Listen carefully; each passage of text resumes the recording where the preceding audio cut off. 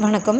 முருகப்பெருமானுக்கும் அம்பாளுக்கும் உரிய செவ்வாய்க்கிழமை அன்று என்னென்ன விஷயங்கள் செய்யக்கூடாது அப்படிங்கிறத இந்த பதிவில் பார்க்கலாம்.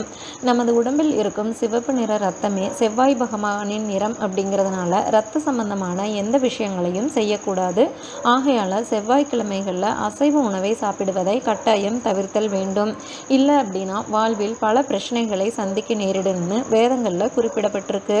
நமது உடம்பில் இருக்கும் முடிகளை திருத்தம் செய்தல், நகம் வெட்டுதல், ஷேவ் பண்ணுறது, இந்த மாதிரி விஷயங்களை அறவே தவிர்த்திட வேண்டும்.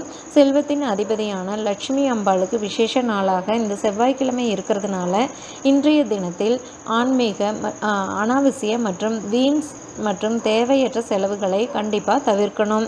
அது மட்டும் இல்லாமல் இந்த நாளில் நம்ம வீட்டில் இருக்கிற பொருட்களை வெளியில் தூக்கி எறியக்கூடாது. இப்படி செய்கிறதுனால லட்சுமி வீட்டிலிருந்து வெளியேறிடுவாங்கன்னு நம்பப்படுது.